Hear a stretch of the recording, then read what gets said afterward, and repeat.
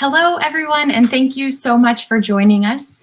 Welcome to this very special virtual panel discussion, Past and Present, Addressing Racism and Intolerance Against Asian Americans, hosted by the U.S. Department of Health and Human Services Office of Minority Health, the National Park Service, and the White House Initiative on Asian Americans and Pacific Islanders.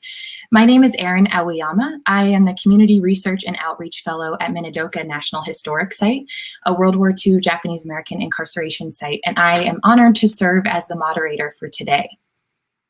This panel, the results of a collaborative partnership, marks Asian American and Native Hawaiian Pacific Islander Heritage Month. While our focus today is on Asian American communities, particularly in response to the spike in violence and harassment that our communities have faced over the course of this past year and continue to face, we look forward to future programming that is oriented towards and highlights the voices of Native Hawaiians and Pacific Islanders. I'd like to offer a few contextualizing remarks about today's event, but first, some words about our partners. The Office of Minority Health, OMH, at the U.S. Department of Health and Human Services was created in 1986 as one of the most significant outcomes of the landmark 1985 Secretary's Task Force Report on Black and Minority Health. The mission of the Office of Minority Health is to improve the health of racial and ethnic minority populations through the development of policies and programs that will help eliminate health disparities.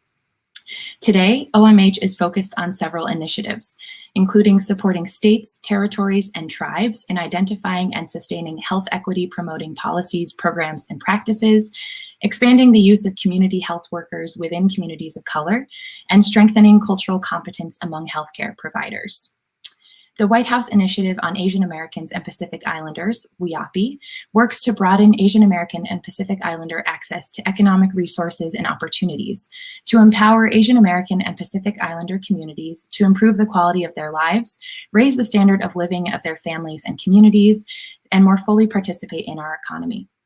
The regional network of WHIAAPI comprises over 300 members in the 10 federal regions, representing more than 30 federal agencies.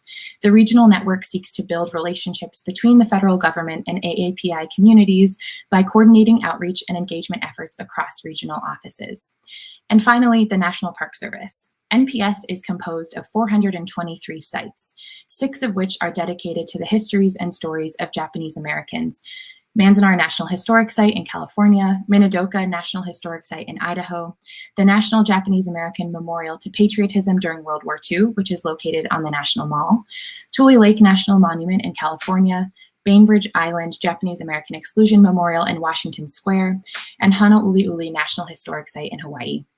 There are many other Asian American and Pacific Islander heritage stories that the Park Service helps to preserve and tell, so we'll put a link to some of those in the chat later on in the program. The Park Service is run by the Department of the Interior, which oversaw war relocation authority incarceration sites starting in 1944.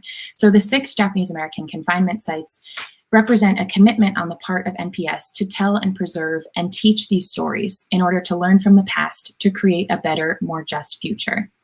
I am so grateful to our partner organizations and especially to Hanako Wakatsuki, David Wong, Tony Welch, Leslie Quiroz, Juliette Bui, Denise Hill, Faylene Rojas, Laura Shin, Howard O, and our producer, Kimiko Mar. It truly takes a big team for their work and support in putting this event together.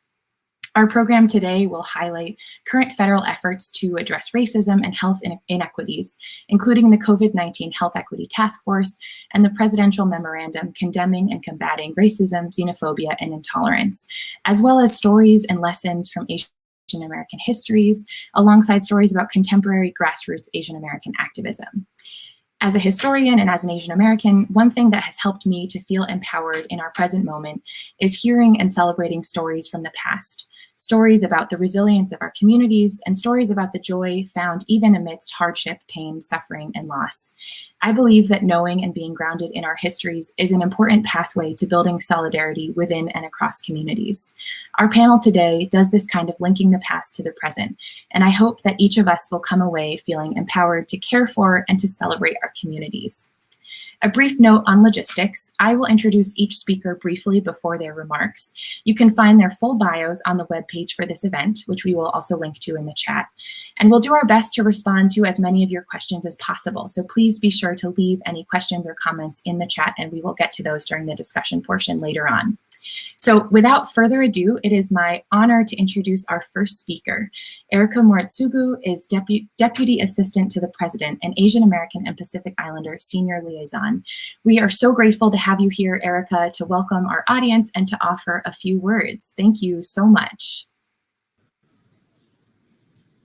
Thank you, Erin. Aloha, y'all. I appreciate you allowing me to make some remarks before your panel discussion today as part of Asian American and Native Hawaiian and Pacific Islander Heritage Month. Also, thank you to the National Park Service, HHS's Office of Minority Health, and the White House Initiative on AAPIs, or WHIAAPI. You guys have partnered together for this very important conversation today. Special recognition goes out to the WHIAAPI Regional Lead, Hanako Watsutsuki-chan, and the Superintendent of Honolulu National Historic Site in Honolulu, Hawaii, for bringing this idea to life. And of course, Erin Aoyama, who thinks she's in the background, but we know that she has excellently managed us and made this as easy as possible for the rest of us. So in my new role in the White House, I'm coming into this position at a time of persistent anti-Asian hate and violence. And during a pandemic that's taken a severe economic and personal toll on the AAN and HPI communities. I promise to be a strong voice in the administration on behalf of the AAN and HPI communities, and this includes our revered federal workforce, y'all. I work closely with the White House Office of Public Engagement to include the national AAN and HPI organizations, and WHIAAPI, which of course connects the AAN and HPI communities to the resources of the federal government. Now, I've spent my entire life as a professional and as a volunteer fighting for social justice and the empowerment of communities and individuals, and I'll continue to do that from the White House with the confidence of a president who sees us and hears us, and who's committed to providing us with the safety and opportunity that is our due. In response to the spike in anti-Asian hate and violence, President Biden acted quickly and resolutely in his first week in office by issuing a presidential memorandum condemning racism, xenophobia, and intolerance against AAN and HPI communities. In March, he's issued a fact sheet that showed further actions he's taken to combat hate and address health disparities for Asian Americans, Native Hawaiians, and Pacific Islanders, including actions by the DOJ, HHS, and other agencies. And you should also know that the White House has begun having conversations with all segments of the AAN and HPI communities and will work hand in hand with these communities to find solutions to the problems and challenges that are facing us today, and also find moments of joy and celebration to share with each other. Although the communities had a difficult year of pain and fear, I want to take this time today to recognize that Asian Americans, Native Hawaiians, and Pacific Islanders across our nation have a long history of achievement and perseverance. I hope we can embrace the noble examples of leadership, resilience, and courage shown by the AAN and HPI communities and recommit to the work that needs to be done to ensure safety, justice, equity, and opportunity for our AAN and HPI communities. The event that you have planned today for your launch, it celebrates all of our history and contributions with contemporary Asian Americans who are leading grassroots efforts to protect and empower diverse AAN and HPI communities nationwide, and I'm very grateful to be here with you. Mahalo nui loa for the opportunity to join you today. Thank you, Erin. Thank you so much, Erika. What a wonderful way to start us off. We're so grateful for your time and for your work. And now it's my pleasure to introduce Hae-Young Yoon. Hae-Young is Senior Director of Policy at the National Domestic Workers Alliance and a member of the COVID-19 Health Equity Task Force. Hae-Young is here to share with us a bit about federal anti-racism and health equity initiatives. Thank you so much, Hae-Young, for sharing your thoughts, and a reminder to our audience to please leave any questions or comments in the chat. Thank you so much, Erin. And this is what an amazing event this is, and I'm so humble and honored to be part of this event today. So I want to thank the Department of Health and Human Services, Office of Minority Health, the National Park Service, and the White House Initiative on Asian American and Pacific Islanders for organizing this important event. A conversation on racism and anti-Asian violence is always important. but I think as we all know, there's a greater urgency in talking about it now. Before I begin, I want to note that I'm not here representing the COVID-19 Health Equity Task Force, but I am here to speak to the work that the task force is undertaking, as I'm a member of the task force.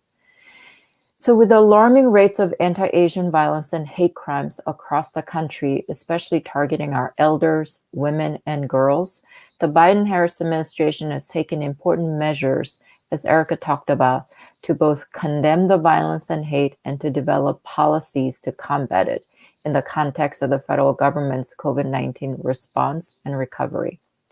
In January, President Biden created the COVID-19 Health Equity Task Force, which is charged to provide recommendations for addressing health inequities caused by the pandemic and for preventing such inequities in the future.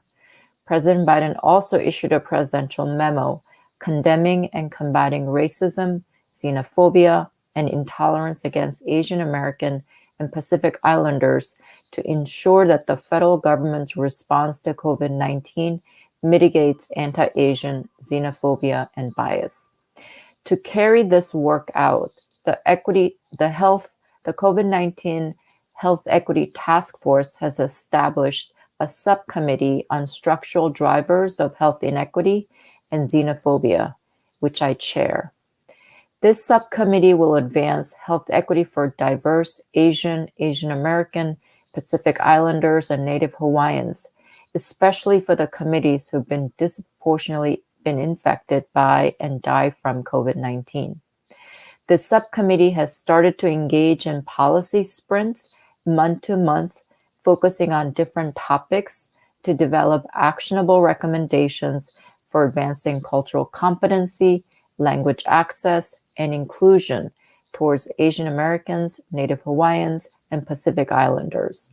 In the last 2 months of the Health Equity Task Force, we've already developed interim actionable recommendations related to vaccine distribution and access and addressing mental and behavioral health.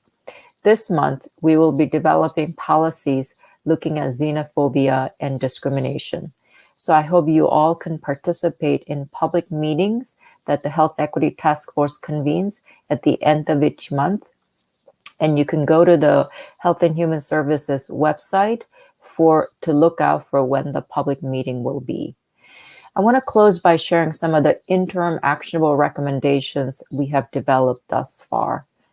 So in the last 2 months, where we've looked at the vaccine distribution access and mental and behavioral health through the lens of structural drivers of health inequity and xenophobia, some of our interim recommendations have included the federal government to support and fund community-driven and community-centered solutions to address the violence and hate, and for the federal government to work with Congress and federal agencies to strengthen anti-discrimination protections for Asian American, Pacific Islander, and Native Hawaiian communities, and support investigations and prosecution of hate crimes, including the COVID-19 Hate Crimes Act, which was recently signed into law. We also talked about the importance of the federal government leading to promote the inclusion of histories, cultures, and diverse experiences of Asian American, Pacific Islander, and Native Hawaiian communities in school curriculum at all levels of school. In the coming month, the task force will be developing and issuing more final recommendations in the fall. Thank you so much for having this event, and looking forward to being part of a conversation later during this event. Thank you, Erin. Thank you so much, Haeyoung, for sharing those words. And I'm looking forward to hearing more about some of this work during the panel discussion. Next, I am delighted to introduce Ed Tepworn. Ed is Executive Director at the Angel Island Immigration Station Foundation in San Francisco. And Ed is here to kick off some of our history portion of this panel event. He's here to talk about the historical roots that animate much of what we're talking about today by providing us with a brief history of Asian exclusion laws and Angel Island. Thank you so much, Ed, for being here. Thank you, Erin, and thank you, Hanako, for the opportunity to be part of this panel. I want to say my appreciations to the Office of Minority Health, the National Park Service, and the White House Initiative on Asian American Pacific Islanders for hosting us today. And to my fellow panelists, it truly is an honor to be in your company. I'd like to begin by acknowledging that Angel Island sits on the ancestral lands of the Coast Miwoks. And today I'm representing the Angel Island Immigration Station Foundation, the primary nonprofit organization working with California state parks to preserve the buildings at this National Historic Landmark, as well as to uplift its histories and stories. As we come together to celebrate Asian and Pacific Islander Heritage Month, it is unfortunately in the shadow of the growing anti-Asian racism and xenophobia and the spate of violent attacks against members of our communities, especially elders and women.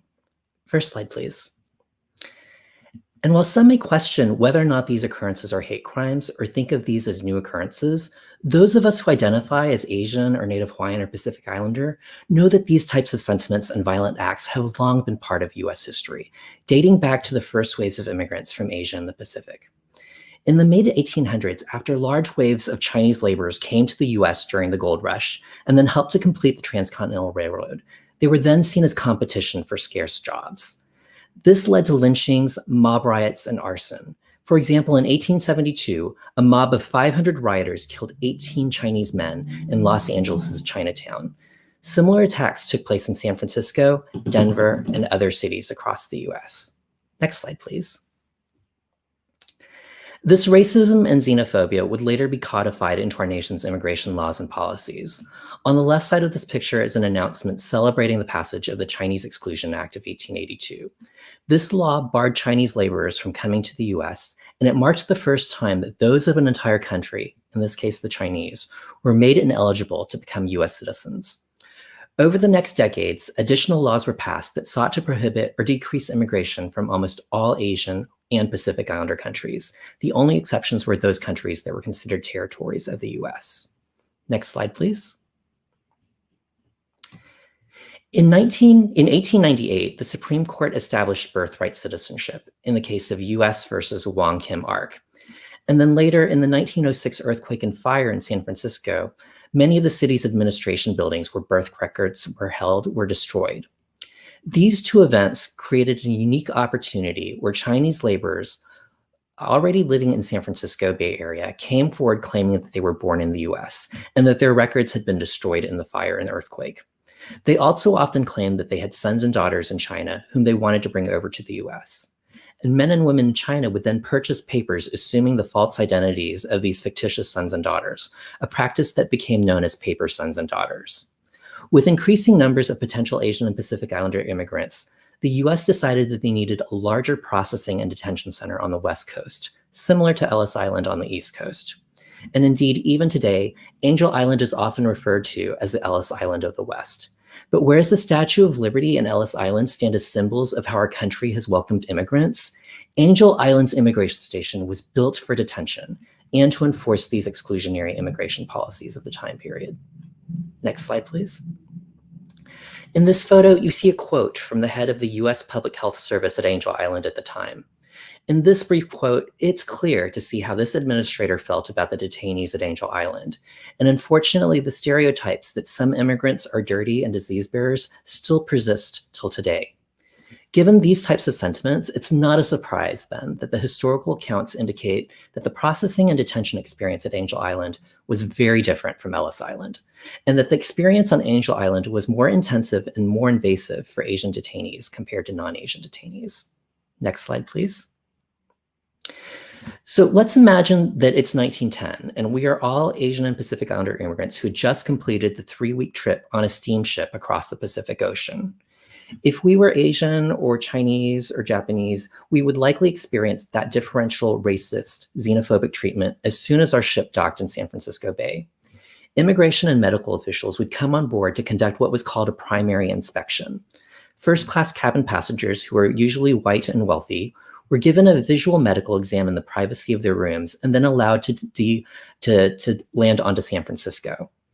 While all third-class and steerage passengers, who were primarily Asian and less wealthy, were taken by ferry to Angel Island for a more thorough inspection.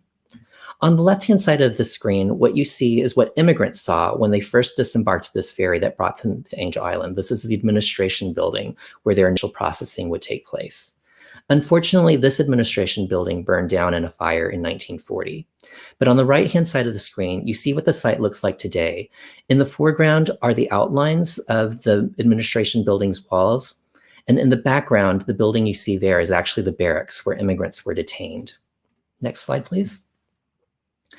Like on Ellis Island, all newcomers were subjected to a line inspection and eye exam to detect the presence of contagious diseases and medical defects. European detainees were typically given only a cursory medical inspection, however. Historical accounts by detainees indicate that Asians would be told to strip completely naked, and as a group subjected to the indignity of blood and stool examinations to detect parasitic diseases such as hookworms, liver flukes, and threadworms, which were all excludable conditions. And if we as immigrants couldn't afford to pay for that treatment, or if that treatment wasn't successful, we would be deported. Next slide, please.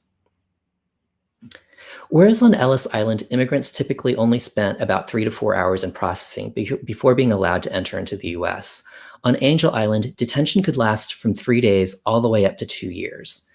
Living conditions were much more crowded and uncomfortable for Asian detainees on Angel Island. Originally, when the station first opened, Chinese men were not given sleeping pads and had to sleep on these hard metal bunks that you see on the left-hand side of the screen. On the right-hand side is a photo of a current day exhibit recreating these cramped conditions that detainees suffered under. Rooms that were supposed to only hold 50 detainees might at times hold as many as 200 detainees, with row upon row of metal bunks stacked 3 tiers high. The detainees spent most of their times in the barracks and had varying degrees of limited access to the outdoors. Next slide, please. Briefly, I just want to share that the food for detainees was notoriously bad. It was described as pig slop by some of the Asian detainees, and they often led protests about the poor quality and taste of the food. On the left-hand side is one of the former mess halls, and on the right-hand side is some picnic tables that exist today in the site of one of the former mess halls. Next slide, please. Ultimately, the detainees spent most of their time awaiting and preparing for their fates, which would be decided by a board of special inquiry, which is just a more formal way of saying an interrogation. Immigration files show that European applicants were briefly questioned and generally admitted within a day or two. In contrast, however, Asian detainees, particularly Chinese detainees, were subjected to exhaustive interrogations that could last for several days or even months. They were asked hundreds of detailed questions regarding their family background, village life, and marital relations. Questions that I'm not sure I could even answer about the house that I grew up in. For example, which direction did the window in my bedroom face? Or how many steps were in my home? Or what was the name of the neighbor that lived 8 doors down?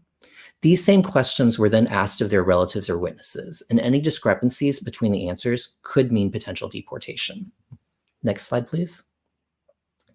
In 1940, a fire burned down Angel Island's administration building, and this ended the site's use as a U.S. immigration station.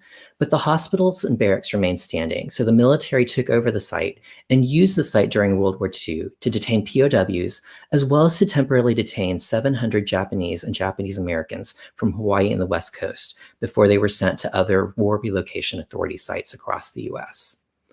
After World War II, the military abandoned the site, and many of the buildings fell into disarray. In the 1970s, there were actually plans to tear down all the buildings on the site to make way for picnic sites and campgrounds. But luckily, a park ranger named Alexander Weiss brought a group of local Asian community leaders into the abandoned buildings, where they rediscovered hundreds of poems carved into the walls by Chinese detainees. This led to an immense community organizing effort that has saved the buildings by getting the site recognized first as a California historic landmark and later as a National Historic Landmark. Today, these poems are a reminder of the detainees' frustration, despair, and trauma, but also their strength, determination, and resiliency. As I start to wrap up my remarks, I want to invite everyone watching to visit Angel Island when the new Angel Island Immigration Museum building opens later this year. The museum contains exhibits about our nation's history of exclusionary immigration policies and practices, and I'm thrilled that this new building will provide us the opportunity to also include the immigration stories of those who came to Angel Island after it stopped serving as an immigration station. For example, a Thai couple who came to the US after the passage of the Immigration Act of 1965, a Vietnamese refugee who came in the mid-1970s, and Central and Southern Americans coming to the US today along the southern border. The museum also contains exhibits celebrating the ongoing contributions that immigrants have made to American culture, industries, and society. Next slide, please. Next slide, please. Let me close by reminding us that often, for those of us who are familiar with Angel Island's history, we think of Angel Island as a place where Chinese immigrants or Japanese immigrants or South Asian immigrants were detained. It truly is a place that has deep historical and emotional and personal connection for many of us. Yet it's also important to remember that over 500,000 immigrants from over 80 different countries around the world were processed and detained at Angel Island. So my ask to all of you is this: help ensure that Angel Island's history is not forgotten by sharing what you've just learned with your friends and family. My hope is that whenever we think of immigration history and we think about the promise and the welcoming that's represented by the Statue of Liberty and by Ellis Island, that we also remember Angel Island's history of exclusion, racism, and xenophobia. Because when we don't remember history, we are destined to repeat it. And unfortunately, in some ways, we already are. Thank you. Thank you so much, Ed, for that informative and thoughtful presentation. I'm so looking forward to talking with you more about some of these lessons and the way that we can connect this past to our present. I'm delighted to introduce our next speaker, who will do some of that work as well, Sam Mihara. Sam was a prisoner in Northwest Wyoming during World War II as a child, and now, as a retired rocket scientist, Sam dedicates his time to speaking and educating about Japanese American incarceration. So Sam is here with us today to talk about his family's experience, his own memories, and to invite us to consider the lessons that we can learn from this particular chapter of history. So Sam, thank you so much for being here. Welcome. Thank you very much, Aaron. I appreciate it, and especially honored to be on this program. Thank you. In the short time that I have, I thought it would be informative to tell you about the personal experience I had gone through during World War II. Because I've learned that after speaking to many, many people across the country, they know very little about what really happened and what are the lessons learned. So let's get going with some slides that I put together that covers the overall topic.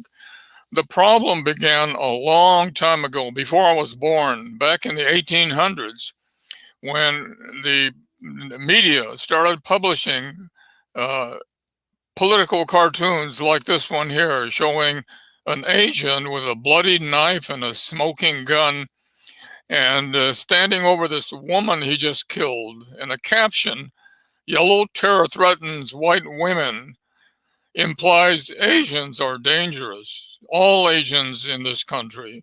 And as a result, that started the process of hate amongst all Asians. Next chart. After Pearl Harbor, life became extremely difficult for people of Japanese ancestry. Next chart. This is one of the most ridiculous cartoons of all. It shows a stream of Japanese in the West Coast, starting from Washington, state of Washington, and building up more people, going through Oregon and Northern California. Finally, come to Southern California, where the spotter on top of a roof of the storehouse gets a signal from the enemy ships to hand out these boxes of nitroglycerin. So here's this fellow handing them out with instructions to go and destroy the defense industries. You know, awful. But notice the name of the cartoon artist who made this on the lower part. You know, Dr. Seuss, the children's artist, and he made more of these types. Next chart. I remember this newspaper headline, ouster, getting rid of all, I call it J word, in California is near. So that started the thought process of removal. Next chart. I remember this billboard, huge billboard, a half a block from my house, saying bye-bye with a J word. You know, how would you like it if there was a similar sign outside your house saying bye-bye, whatever your race or religious group or affiliation is? That would be awful. Next chart. President Roosevelt made some good decisions during World War II, but he made a huge mistake. He listened to his advisor who recommended the removal, and the way he did it was to give the authority to remove people to the local military commanders. And so he signed the executive order called 9066, and in it, it says, I'm giving the authority to remove to military officers in the district. Next chart. Well, who were the military districts? Well, there were in charge of the military district. There were five districts. On the East Coast, there was Lieutenant General Hugh Drum. And General Drum had a huge problem. He had Germans and Italians and a few Japanese families, and he had the power to remove them, but he did not, primarily because the industry complained, because they would lose business if they were removed. Way on the west, in the Pacific, there was a Lieutenant General Emmons. He was in charge of Hawaii. Now, Hawaii had a huge problem. There were 40% of Hawaiians were Japanese, and if he removed them, he had two problems. Number one is the industry would complain, the pineapple and sugar industry, because our workers would be gone. But more importantly, General Emmons said, that is unconstitutional. I can't do that. And he did not. On the other hand, on the western section of the U.S., there was a Lieutenant General John DeWitt. It turns out General DeWitt had no problem at all. He hated Japanese. He didn't hate Germans, he didn't hate Italians, but he hated Japanese. In fact, he hated them so much, he even identified who they were. For example, if they were part Japanese and part non-Japanese, he still ordered them out and placed into prison. So next chart. Here's an example of what he did. This is a group of Japanese Americans by definition, because one of their parents had Japanese and the other parent did not. And this group were removed from orphanages along the West Coast and placed into a prison camp at Manzanar, California. And you're looking at the group that was inside the prison camp. Look at the third row. You see these babies? They're held by guardians, Japanese guardians. Imagine these espionage agents and saboteurs among all of them. But that's how much hate General DeWitt had. And as a result, these were all imprisoned in California. Next chart. So the trains came, and finally now the soldiers with weapons are shoulder to shoulder, making sure we don't get away. Get on the train. I would remember going on that train for 3 days and 3 nights until our train arrived at a place in northern Wyoming called Hart Mountain. Next chart. Here's a map of all the camps in the U.S. and the triangles, the dark triangles indicate the location of these major camps that held the families. The one I went to in Hart Mountain, Wyoming, to the left is Minidoka in Idaho, and below that is Utah. To the right of Utah was one in Colorado. There were 2 out in Arkansas, 2 in southern Arizona, and 2 on the eastern slopes of California. Manzanar, which I just mentioned, and Tule Lake, which was the biggest camp of all, held up to 18,000. Most of the camps had an average of about 10,000 people. Next chart. The first camp we went to was called Tanforan, which is just outside of San Francisco, and all it was a horse race track and converted to a prison. And the first people who went in there had to live in horse stalls. But when they ran out of stalls, what they did was build quickly some shacks right outside the stalls. And I remember living in one of those shacks for 3 months while they were building the permanent camps. Next chart. Here's a picture of the Hart Mountain camp after it was completed. There's Hart Mountain in the background. That's shaped like a heart. That's where it got its name. On the left, you see the barracks. There are 450 barracks that were tar paper covered. On the right side, you'll see the barbed wire fence and the guard tower. There were 9 guard towers surrounding the camp. There's one in the foreground. On the top of that hill, you can see another guard tower. Next chart. This is probably the most important chart of all. It shows the guard on top of the guard tower with a long-range 30 caliber M1 rifle pointing in toward the barracks. In the middle, you see the details of the guard tower with the floodlights pointing toward the people. But most important, on the right side, you see the signs along the perimeter in Japanese and English, making it clear to stop. Now, don't go beyond this point, because if you do, you can get shot. So as a result, we were in a prison for all that time. Next chart. This is a typical barrack that we lived in. There were 6 rooms in each barrack. The end ones were the smallest. They held couples. The next to the end were the largest, and they held families up to 7 people. And the middle ones are the medium size. I was in one of those with my family, 4 of us, with 4 cots and military cots, barely room for anything else, and in a room of 20 feet by 20 feet. When I got there, I remember no water, no electricity, except for a single light bulb in the ceiling. And that was our home. Next chart. The winters were horrible. That first winter, it got down to minus 28. And it was inhumane to send people there with California clothing and having to suffer in this terrible, terrible weather in northern Wyoming. Next chart. We had a hospital. It was only a hospital by name. All it was more barracks connected with a corridor. And our family had some enormous problems medically. Just to give you an indication, my father, next chart, he went blind. Oops, I missed that one. There we go. He went blind in camp. He had a case of glaucoma before camp. He was being taken care of in San Francisco by a specialist. He was able to maintain his eyesight for 17 years. But once he got to Heart Mountain, no one knew how to take care of glaucoma. As a result, General DeWitt would not let him go back to see his doctor. So as a result, my father went blind in the camp, never saw again. Next chart. The worst case in our family was my grandfather. Grandfather died in camp, and I watched him suffer a horrible death. He had colon cancer, and after a few short months, he withered down to skin and bones. He looked like a Holocaust survivor. And as a result, he died. We had a funeral inside a barrack, and it was a very, very, I looked at his medical records, and I found out that they were mistreating him. They weren't giving the proper nutrition, even though he had difficulties, and he died very, very quickly. Next chart.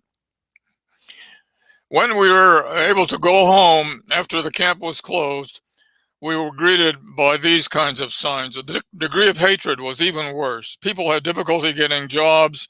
We lost our homes, couldn't find housing. Life was extremely, extremely difficult for most of the families who went back home. Next chart. So what's the lesson learned out of all of this? Well, there were 3 points that resulted in the imprisonment. And I've talked about all 3.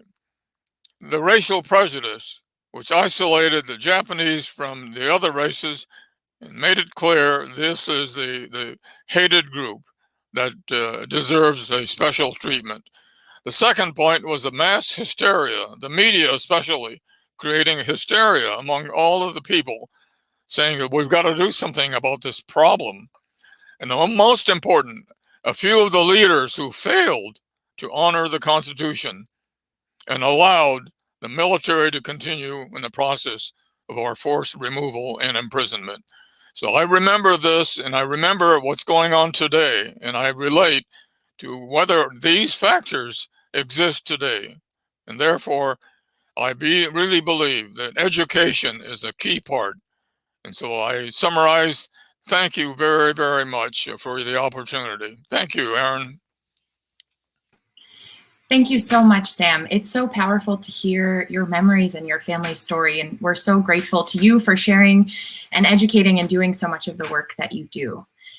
We're going to pivot now to talk about the present, obviously very, very tied to the lessons of the past that we've just heard from Ed and Sam, but more to talk about during the panel discussion, of course. But I'm honored to introduce Esther Lim. Esther is a second-generation Korean American based in California. And though she works full-time in fashion apparel, Esther has created an instructional booklet in 7 languages so far. That number might actually even be higher than when I wrote this, about how to report a hate crime and access resources for elders. Esther, thank you for the work that you're doing, and thank you so much for being here to share some of it with us today. Welcome.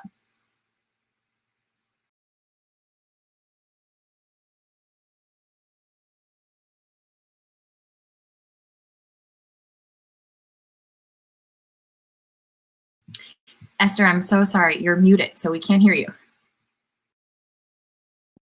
So this booklet includes and outlines what a hate crime and hate incident is, what preventative measures that you can take to protect yourself, how to report a hate crime. There's a state remedies page on who to contact and apply for reimbursement and compensation if you're a victim of an attack.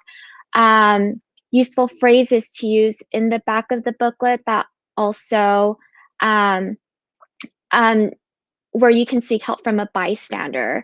And I created these booklets first in Korean for my parents, so that although they speak fluent English, they didn't really take me seriously when I told them this was a problem. Like, you might be a victim last year when the status of COVID hit a pandemic.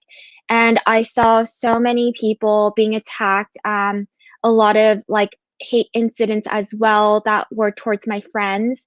And hearing these stories made me just so afraid. I wanted my parents to be able to have a tool and a resource of where they can seek help after should they be a victim of an attack. I started out in Korean and then in Japanese and simplified Chinese. Now I have traditional Chinese, Tagalog, Thai, Vietnamese, English only, and Spanish. And there's so many more in the works for the LA, Orange County, New York, San Francisco, and Oakland regions. So those are, this is what I have on my site now of the regions and languages it's available in. It does take a lot of time to do the research for each region because each process is different and every state has a different penal code and a state remedies resource for victims. And basically what I've done now is that I've already distributed around 10 to 12,000 in Los Angeles. This was in New York where I distributed 16,000 booklets, and all these funds were raised from GoFundMe, and 8,500 booklets in San Francisco, Oakland area. Currently, I have 37,000 booklets being printed for LA and Orange County that will be distributed later this month. But I find it so essential that people are armed with knowledge and educated, and a lot of people that I know of in my community that I grew up in, which was Monterey Park in San Gabriel Valley, which is a heavily populated Asian city, and a lot of people didn't know about this. I didn't even know that there were hate crime laws until I did my research, and I just thought it beneficial to spread this knowledge to especially non-English speaking folks so that they are prepared and they're not left psychologically traumatized even more just because they can't speak English. And all the information that I found was in English, which is why I created it in multiple languages to dissolve that inequity that I saw. And yes, that's about it for me. Thank you so much, Esther. I know there will be, I'm sure, many questions, and I'd love to hear more about the process of putting these books together and how the distribution works, etc. But we can save that for our Q&A at the end. So just a reminder to our audience, please leave any questions or comments or things you'd like to hear more about in the chat, and we will get to those shortly. Now I am so delighted to introduce Kevin Tien. Kevin is executive chef at Moon Rabbit in Washington, D.C., and co-founder of Chefs Stopping AAPI Hate, a collective of AAPI and ally chefs using the power of food and their love of cooking to raise awareness and funds for AAPI organizations fighting racism and intolerance. Kevin, thank you so much for being here. So looking forward to hearing about your work.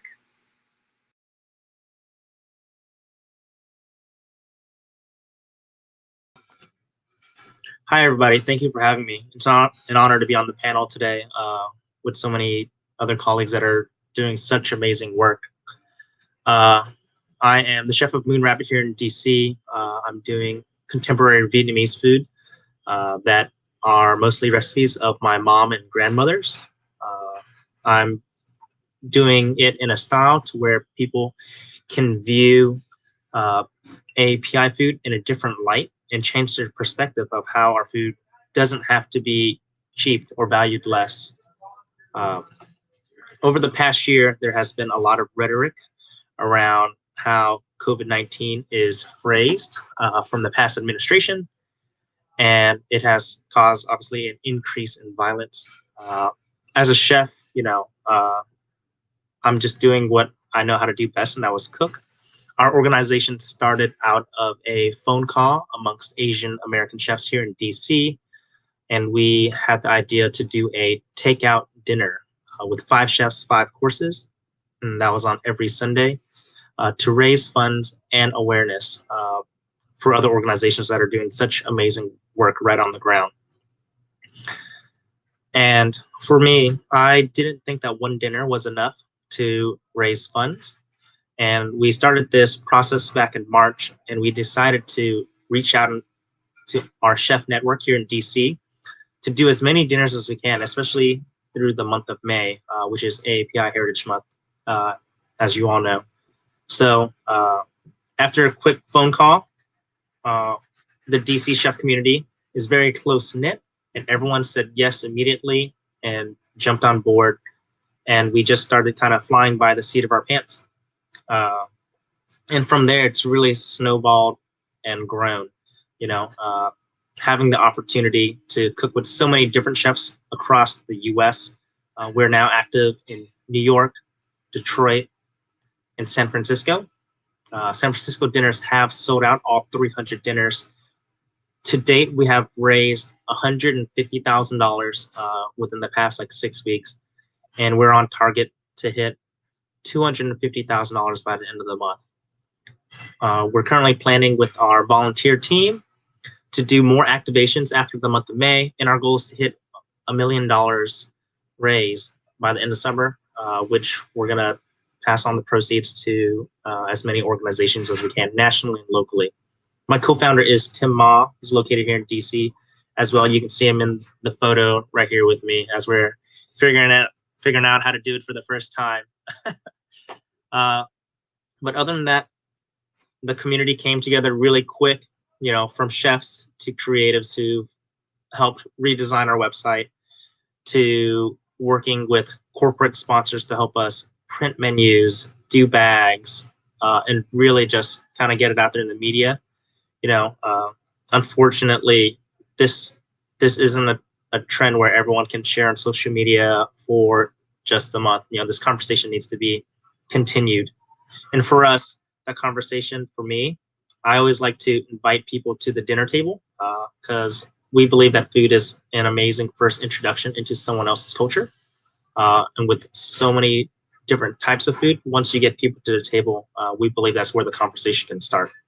And then once you're done with dinner, all our bags will have informational packets that talk a little bit about the history, what we're doing currently, and how they can help in the future. And that's it for me. Thank you so much, Kevin. So we are going to have all of our panelists back on screen now for our panel discussion. And we also have an additional panelist, Juliette Bui, who I'm very excited to introduce as well. So Juliet, thank you so much for joining us. We're so happy to have you here as well. Juliet is a public health advisor in the Office of Minority Health, where she serves in many roles, in addition to her past work as a policy advisor on health with WHIAAPI, and her current work supporting departmental efforts related to COVID-19 and racial equity executive orders. So we're so lucky to have your insight and expertise, Juliet, with us today, in addition to our wonderful panelists. Thank you so much. So I'm hoping we'll have some more questions from the audience. I know we have a few, but just to kick us off with this panel discussion, I want to start with my questions where we sort of started with the panel, which is thinking about the interaction and the intersection between past and present. So what can we learn from the past? How can we use the histories of our communities to help us better understand the present? So I want to begin with you, Ed and Sam, and then I'll open this up really to anyone who wants to answer. But Ed, maybe to ask you first, how can learning about history help us heal from collective or community trauma? And how do you, maybe in particular, interpret the site at Angel Island for visitors? And what do you hope they'll leave with us as far as meaning after their visit? Thanks, Erin. I think for so many of us who identify as Asian American, Native Hawaiian, or Pacific Islander, we're so used to seeing our histories and our current realities through these false lenses of narratives that are imposed upon our communities, that of being the model minority, of being a perpetual foreigner, or regardless of how long we've lived in the US, we're not seen as being fully American, or just being invisible. And so having the opportunity to lift up and learn from these histories gives us an opportunity to perhaps shape and reshape our current realities as well as our futures. What we try to do at the Angel Island Immigration National Historic Landmark site is to give visitors the opportunity to walk in the footsteps of the detainees who were processed and detained on Angel Island. And our hope is that through learning about their histories, as well as learning about the histories and stories and journeys of immigrants who came to Angel Island after it closed, or came to the US after Angel Island closed, that there's an opportunity for visitors to develop a better sense of understanding, a better sense of awareness, and hopefully a better sense of empathy for this journey that immigrants, whether they came through the US years ago or are coming now, continue to face.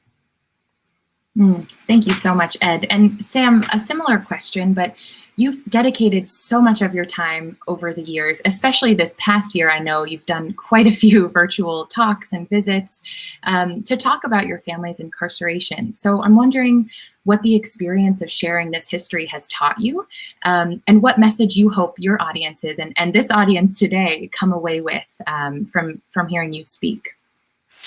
Well, thank you for the opportunity to talk about my opinions. What I've learned recently is there are so many problems that we have having to do with the race and the impact of racial hatred.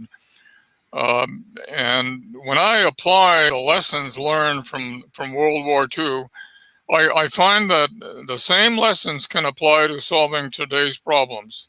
To give you a quick example, the imprisonment of and detainment of immigrants.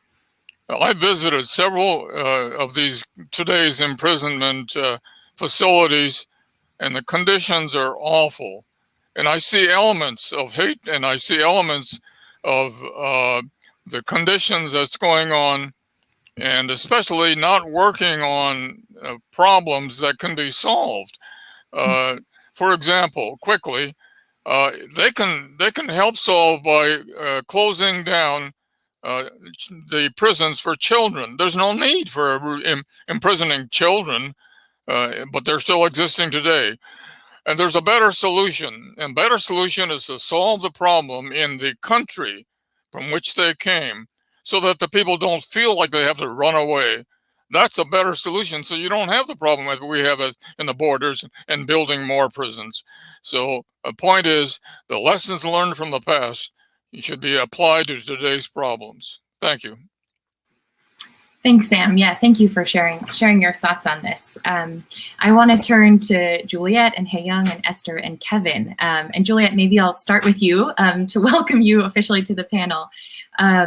Thinking about the work that you do and this history that we've heard today and sort of other histories of our communities, what progress has been made, and how do the histories of your family and your communities inform the work that you do?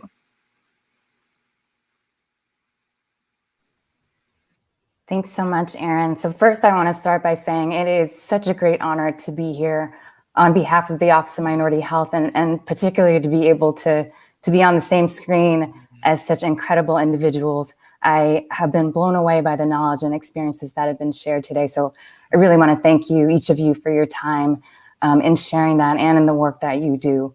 And also a special thanks to Erin and Hanako and team, and to my colleague, Captain David Wong, for his leadership in coordinating this really special event. So Erin, I think you shared a bit about the mission of the Office of Minority Health in your introductory remarks. And so it's really critical to our work at OMH to understand the factors that influence health and health disparities among racial and ethnic minority populations. And certainly understanding a person and a community's history and past is very important from a health equity perspective. So I should note that the Asian American, Native Hawaiian, and Pacific Islander community is not monolithic. It's very diverse, and each group has its own unique history and experiences. Personally, my family history is having been part of a family of refugees from Vietnam who came to the US after the Vietnam War. And so the traumas that come with that are in exposure to a war experience, in having to leave their home country and having to acculturate in a new country coming here. But in general, I would say in the health field, we're understanding more about the impact of historical trauma and intergenerational trauma. So the trauma that passes along from generation to generation, and the impact on both physical and mental health. And so it's so important for us in the government, for policymakers and providers, to understand those traumas as contributors to adverse health outcomes, and especially in the context of a person's culture. So understanding the individual and their history. And it's important for us to also support and to apply trauma-informed and culturally sensitive approaches as part of providing quality care to ensure that we're effective in achieving the most positive outcomes for health and well-being. Thank you so much, Juliet, for that very thorough and thoughtful answer. I'd like to open it up to anyone else who'd like to jump in on this question or share some thoughts about this, the way that, the histories of your own families and communities inform the work that you're doing. I know several of you have talked about it already, but Hae-Young, Esther, Kevin, Ed, Sam, if you'd like to jump in here, please do. Yeah, so, well, first, it's so, thank you, Sam, so much for sharing your own story. It was really, really powerful.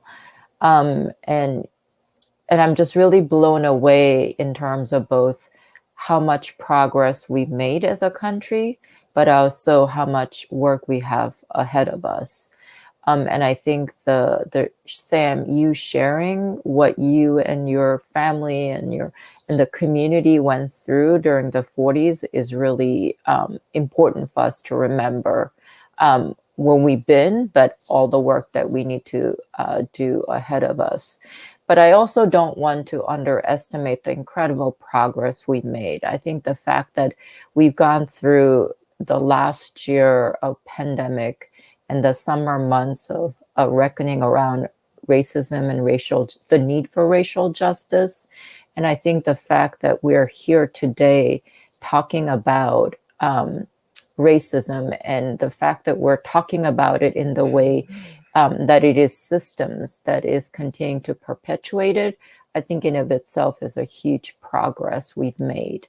And I think in the arenas of the work that I do, both at the National Domestic Workers Alliance, as well as my participation of the Health Equity Task Force, I think the emphasis in looking at the structural drivers of inequity, right, I think is a real progress and a huge progress that we're making both as a country and as a community to really understand that what individuals are experiencing, what we're seeing on television, where we're hearing of our elders being attacked on the streets, that there are systems that are undergirding those individual experiences.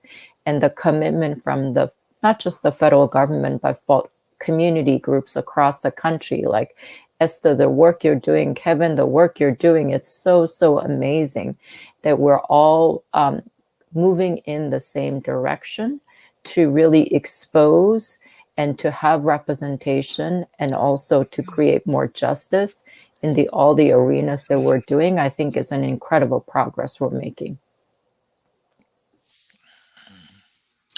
Thank you so much, Hae-young. And Kevin, I noticed you unmuted before. Would you like to share some thoughts? Oh no, very good eye, first of all, Erin. But I mean, I would say that, you know, growing up in a family, we never really talked much about the trauma and the history. You know, I just know bits and pieces about when my family were refugees from Vietnam, and we were only able to come to America through like a military visa. And I think a lot of it for me is I am also young, and I'm learning about not just the history of all the hate and everything that's occurring in the AAPI community, but I'm also learning from my own family and their experiences as well. You know, I've asked these questions when I was younger, and a lot of the times these are very hard conversations for them to have because they don't want to bring up the past. But, you know, slowly over time, you know, I'm trying to learn from my family. You know, it's important for me to understand so that way I can clearly navigate a path of what I want to do to help like shape the future. And, you know, I would say my mom tells me all the time she's very proud of the work that I'm doing and that I'm speaking up, but she's also very afraid at the same time, seeing a lot of these incidences and occurrences that are happening on the news. And she's worried that if we speak up, that we could be the ones next to be targeted. You know, it's very easy to see like, oh, you know, Esther or Chef Kevin Tian are doing this in their cities and they're speaking up, and it makes it much easier to target us. But at the same time, I don't think that we have, we don't have to be like quiet about it, because we'll never break the cycle. And I'm hoping that, you know, something that I do can inspire other people. You know, I know it's hard to figure out like how you can help or how you can speak up, but what I thought about was just like my skill set and what I know how to do in times of like stress. And that's just like my outlet is cooking, you know, and, you know, I'm just doing what I can, and I'm taking it a day at a time, and I'm having these conversations with my colleagues about what do they think we can do and how we can spread more awareness and just do more. So thank you so much for that, Kevin. And I think that's just such a powerful thing about each of you on this panel, is the way that you yourselves have taken different forms of action or tapped into the skill sets you have to have some of these conversations and make this change. So it's very inspiring to be here with you. And I think, Kevin, you also bring up a great point about continuing to learn. Even when it's our own family, sometimes those are the most challenging conversations to have. So to keep this sense of, you know, we're continuing to learn more about our own families, our own communities, and other communities around us, and the ways that we interact and intersect with each other is so important. Which is a perfect segue to ask some of my next questions, which are thinking more about the present and thinking about this idea of community and this idea of building solidarity, and how each of you is doing that in the work that you do. But also just, you know, how we can take care of our communities. So I want to direct this towards Juliet and Esther in particular at first, but just to ask that question, how do you take care of your communities, whatever kind of version of community you're thinking of in particular? So Juliet or Esther, I'll let either of you jump in first.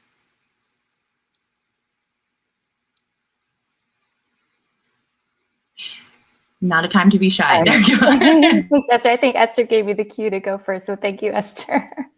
So I think I'd like to tackle this question from the perspective of mental health and the importance of caring for your mental health. I think we all have seen and probably experienced ourselves how traumatic and stressful experiences can impact our mental health. And certainly over the past year, we've seen evidence of increased mental health issues, increased distress due to the pandemic, and also in the API community due to these incidents as well. So it is important to be able to recognize the signs of mental health and distress, and to take care of yourselves, and to especially to seek professional help when you need it.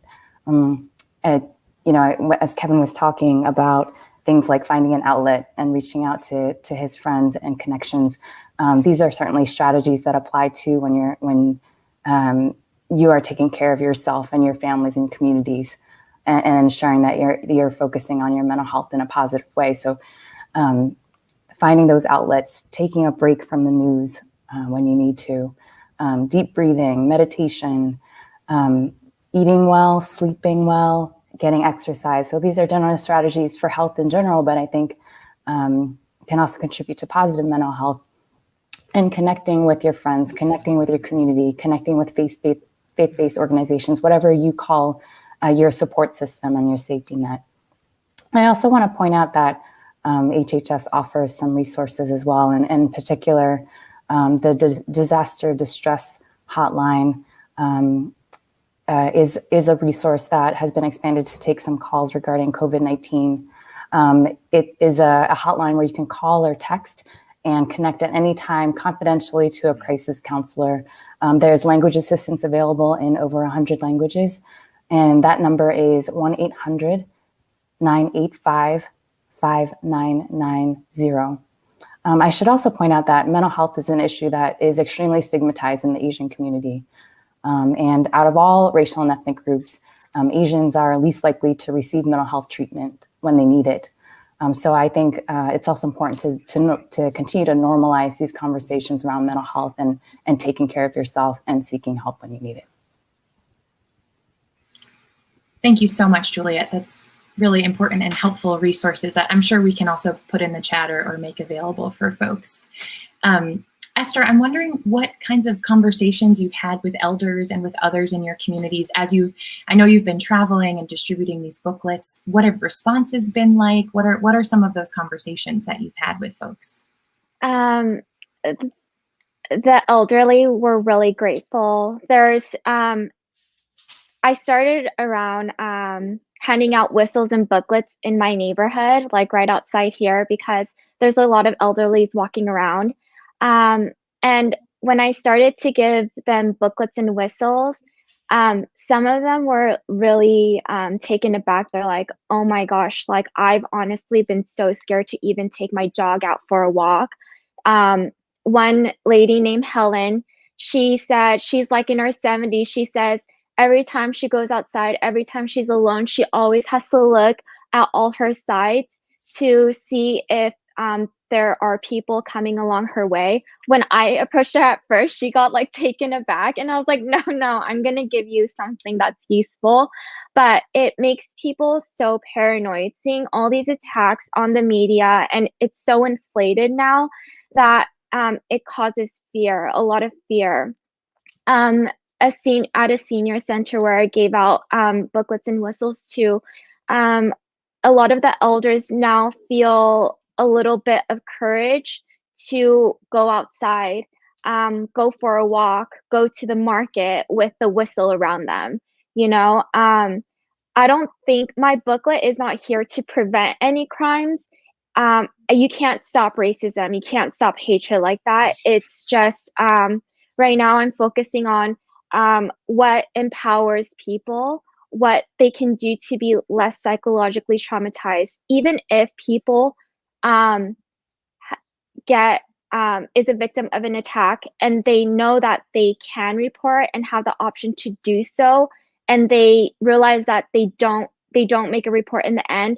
It's fine, because I think that they have clarity in their mind that they had the option to do so, so they kind of feel stronger about it. It's kind of psychological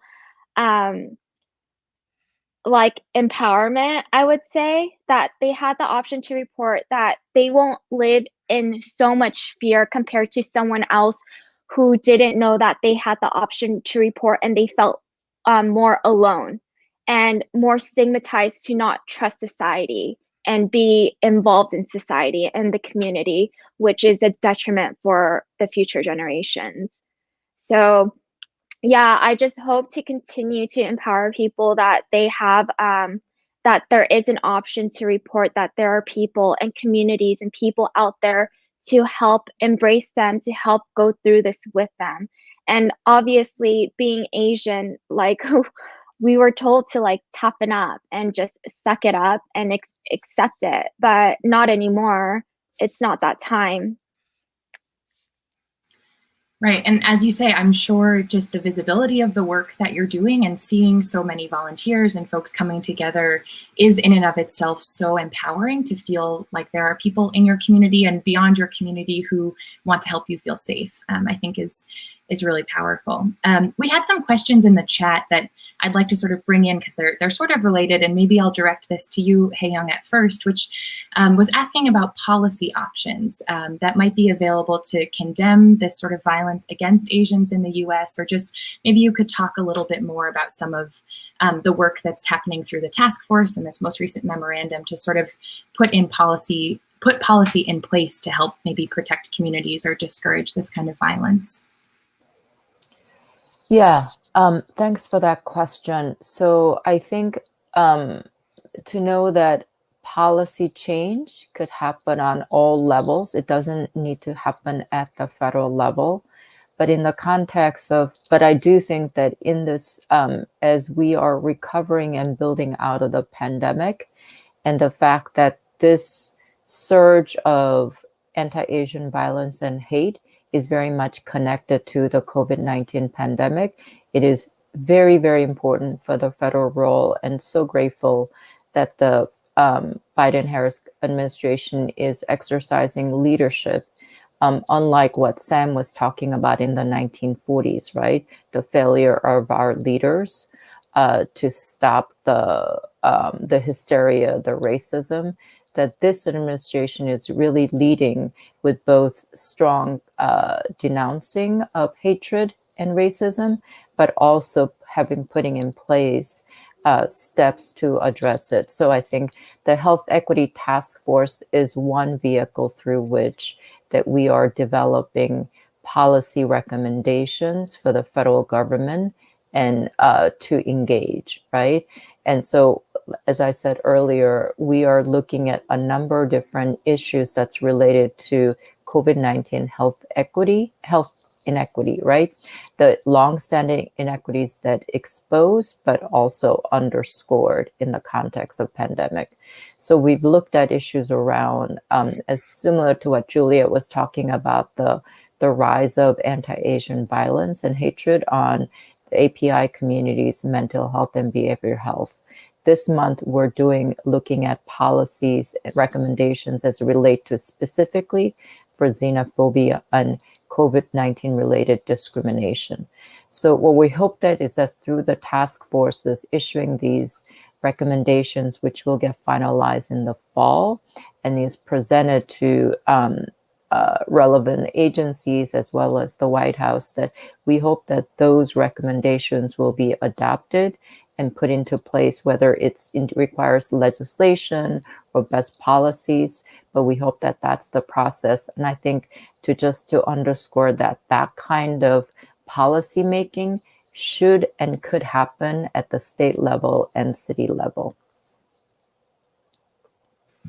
Thank you so much, Hae-Young. And we have some really fantastic questions coming in from the audience. So I will wrap up my questions a little bit here, but I do want to ask about solidarity, which I think is such an important and complex and kind of tricky concept to talk about. But, you know, from each of you, I've heard this, we live in our communities, we're proud, we celebrate our communities, but we also live amongst and amidst many other communities. And the work can't just come from Asian Americans. You know, as we know, social change doesn't come from just one community in this way. So Ed, I want to start with you just to ask, you know, because you talked about, we think of Angel Island in some ways as this particular point of entry for Asian immigrants to the US, but in fact, it's this much richer and broader history as well. So how do you, you know, as an interpreter, as a historian, how do you think about what solidarity can look like, thinking about this place where, you know, was a point of entry for so many communities and so many people, and that so many people come to visit today from, you know, a lot of different communities? What does solidarity look to you, and what kinds of histories of solidarity maybe inspire you today? Thanks, Aaron. Definitely when I think about what it's going to take for us to live in a country and in a world where everyone feels safe and respected and valued, regardless of where we were born or what language we speak or how we identify, it is going to take a collective effort working across different racial ethnic communities and different marginalized and oppressed communities. And part of that is through education. There needs to be better education about Asian American, Native Hawaiian, Pacific Islander history, as well as other racial ethnic minority communities' histories in our schools K through 12, as well as in colleges and across communities around the country. What's often not taught about is the beautiful history of intersectionality and solidarity that exists. For example, Frederick Douglass, back in the 1800s, while he was fighting to emancipate Blacks, he was also talking about the importance of Chinese immigration to the US. During the 1970s, when our government was debating what type of refugee and asylum seeker policies we might have, the NAACP was speaking up in support of expanding refugee admissions into our country. And even more recently, we've seen beautiful collaboration with the Latino, Latina, Latinx communities in terms of ensuring that DACA, Deferred Action Childhood Arrivals, have the opportunity to remain in the US. So those are just some of the historic, beautiful examples of solidarity that exist specifically around immigration. I just want to quickly also add that my professional background is actually in public health. I spent over 25 years in the HIV advocacy movement. And one of the things that I learned from that time was that, number one, silence equals death. So it's so important for all of us to speak up and speak out about what our communities and other communities are experiencing. But in the HIV prevention movement and in other health equity movements, what we've also seen is that our community's data and our community's prevention and health efforts, as well as those of Native American, American Indian, and Alaskan Native communities, is often under prioritized. Our data is often lumped together into an other category. Our communities and community-based organizations don't often get the attention and resources that are needed to truly address what's happening in our communities. And there have been many beautiful examples of our collaboration with American Indian and Alaskan Native communities as well to mutually lift up our communities. And so moving forward, I do hope that while the violence that our communities are experiencing is horrendous, and that it's leaving so many of us with a sense of fear, a sense of a lack of safety, a frustration, and anger, it's important to recognize that these are experiences and emotions that our brothers and sisters in other racial ethnic minority communities have experienced and faced for many years and decades and generations, and that specific communities within Asian American, Native Hawaiian, Pacific Islanders have experienced, particularly after 9/11, our brothers and sisters in the South Asian communities and Muslim and Sikh communities. And so through these experiences, hopefully it gives us just a little bit more motivation to speak up and speak out about what's happening not only to our communities, but what's happening to the communities that we live in solidarity with. Thank you so much, Ed. That was a beautiful answer. I'm going to turn now to an audience question from David Wong that sort of encapsulates several other audience questions. So thank you, David, for this excellent series of questions. So I'll start with Kevin and Esther, as David does. Can you share a little bit more about how you got started? What gave you the belief in yourself that you could make a difference? And what advice do you have for others who want to take action? Which I think, to open up and incorporate some other questions, this idea of, strategies, what can we do in our own individual lives? How can we speak up if we're experiencing microaggressions or we witness something? So I'll start with you, Kevin and Esther, to talk a little bit about the roots of your own work, but then open it up to anyone else who has some thoughts or action items to share as well. Yeah, I guess I'll start. I think for me, it was reading and seeing everything through like social media and articles.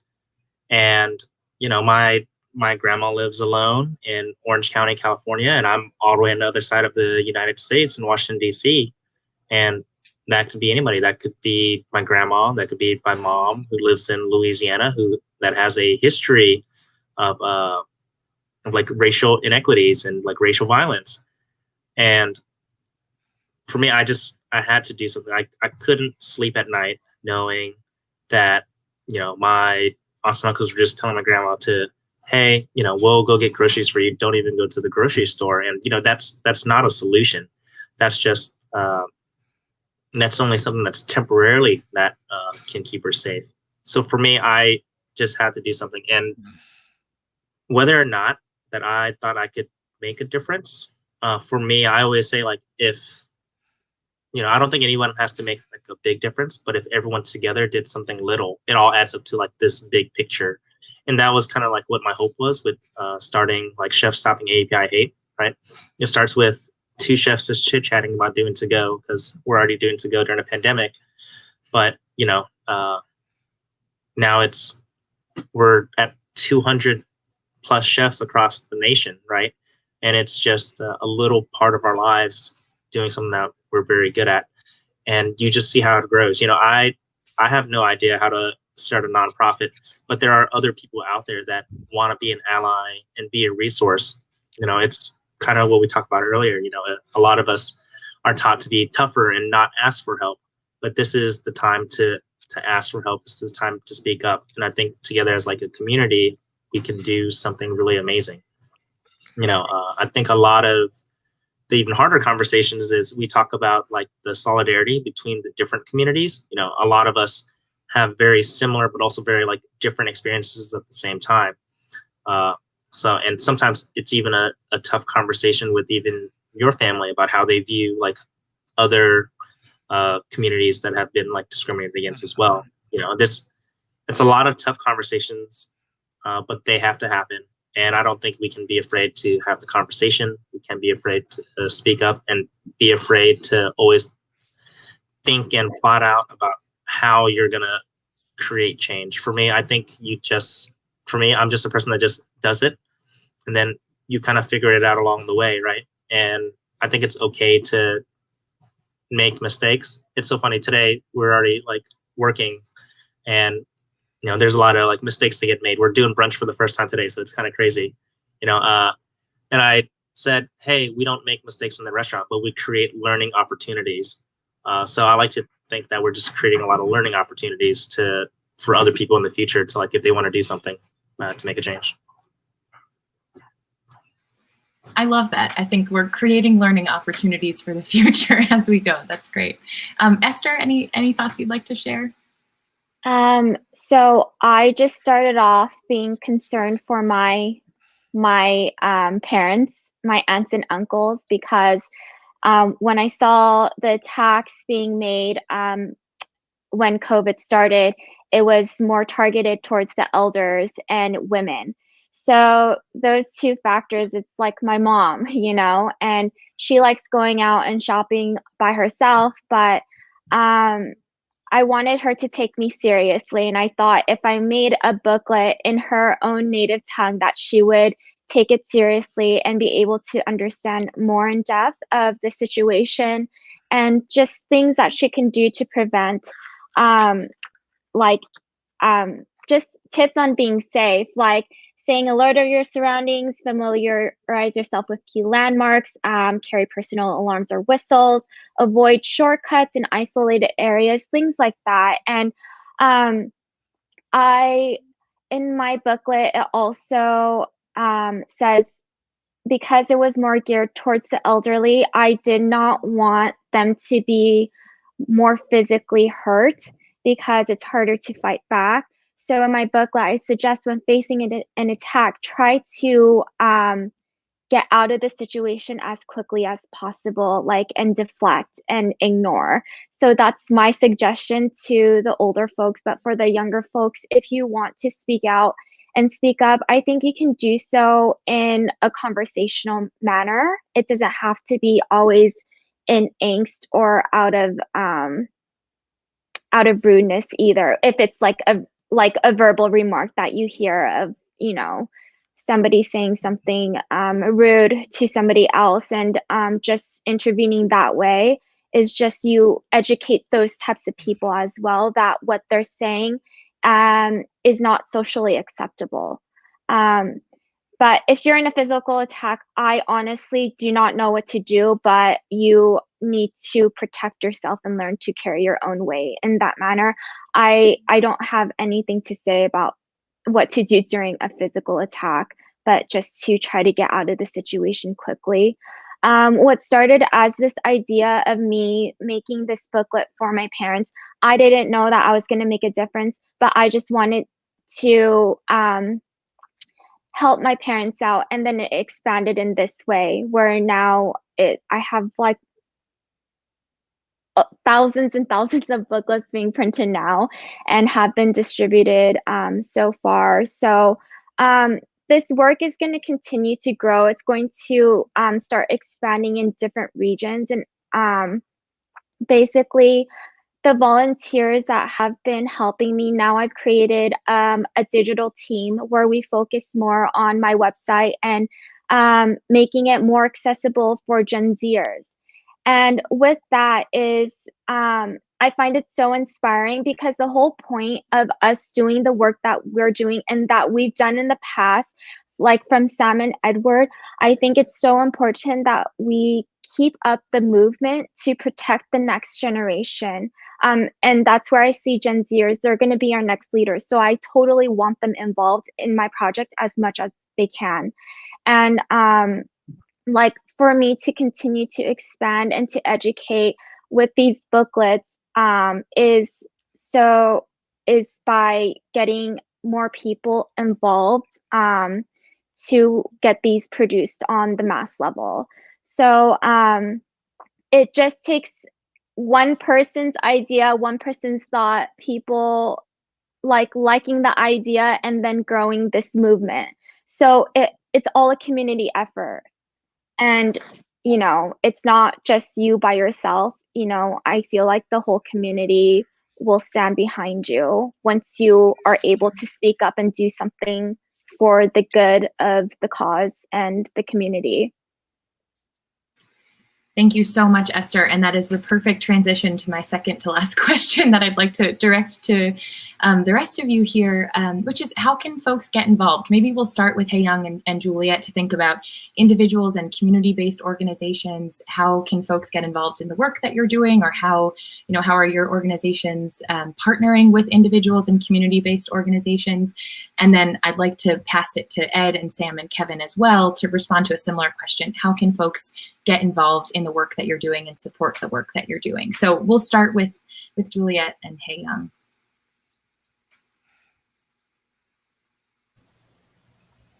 I'll get started, and I'll be brief because I definitely want to allow all of our other great panelists to share their thoughts in this area. Hae Young had already mentioned the various presidential actions, and in particular this memorandum on condemning and combating racism, xenophobia, and intolerance against AAPIs in the United States. We at OMH are leading the HHS response to those directives in the memorandum. So we look forward to engaging our AAPI community and stakeholders to provide their input and to help inform our work. We know that listening and involving the community is critical to understanding people's needs, people's experiences, and those recommendations. So we look forward to engaging folks there. And I think as a preliminary step, we invite you to visit OMH's website, subscribe to our newsletter, and check out our social media channels. Thank you. Yeah, I'll build up on what Julia said. I think the channels of advocacy are open on all levels of the government. And I think that it's been an incredible experience for me also wearing the hat of a community-based organization, is that the doors are wide open from the White House to agencies to hear from us and take our feedback. And, you know, it's really heartening to see that they're taking our feedback and our thoughts very seriously. So I think that those channels are open. Again, I don't think just the government advocacy with the federal government is the only channel. I think the cities and states have to hear from everyone, right? And I think getting plugged into community-based organizations at the local level in your neighborhoods, in your cities, and to join forces, I think is a really powerful way. And then I think just really following the leads of, folks like Kevin and Esther, where it's not just in the realm of policy, it's not just in the, realm of community groups. I think individuals, I think that we have the power of social media and the internet to connect us and join forces. So I think allowing innovation and creativity to lead the way in us coming together, speaking up, and being represented, I think is going to be really important. Thank you so much. And Ed, maybe we'll turn to you next. Sure. I think two things come to mind: to get curious and to get connected. On the Angel Island Immigration Station Foundation's website, www.aiisf.org, there are opportunities to learn about Angel Island's history. We have a virtual exhibition that one of our exhibitions is actually Taste of Home, which talks about the important role that food has played in immigrant journeys, very similar to what Kevin has shared from his personal stories. And then we also just launched a virtual 3D tour of parts of Angel Island if you're not able to visit Angel Island itself. So that's the get curious about our own community's history, as well as the histories of other racial ethnic communities. And the second is to get connected. There are so many organizations doing important work to lift up our histories, to preserve our sites. And one such organization is Asian and Pacific Islander Americans in Historic Preservation. So go to their website and find out more about the important preservation efforts to make sure that the buildings, the sites, the communities, the neighborhoods that are such an important and rich part of our community's histories are preserved so that we can continue to learn from those histories and stories. Thank you so much, Ed. And Sam, how can folks get involved in and support the work that you're doing? Well, there's a number of things, and similar to what others have said on this program, education is such an important thing to do, and there are many ways to educate. I'll give you one interesting example. This week, earlier, I spoke at a grammar school by Zoom to some 300 kids. I found out the kids went home and taught their parents what they learned in school. Now, that's leverage. Now, not only are you speaking to 300, but you're speaking to 900 who were educated. And I'm not saying that's the way it should be all around the country. I'm pointing out that we need to do more innovation to figure out how to get the word to a lot of people in this country. You know, that hate and hate crimes are awful. There are better ways to solve the problems. And that's my message. Thank you so much, Sam. And Kevin, to round us out, how can folks get involved in or support the work that you're doing? Specifically for us, we're still doing takeout meals in DC, New York, and Detroit. We do it specifically on Sundays because Sundays are very big, like Family Day in the AAPI community.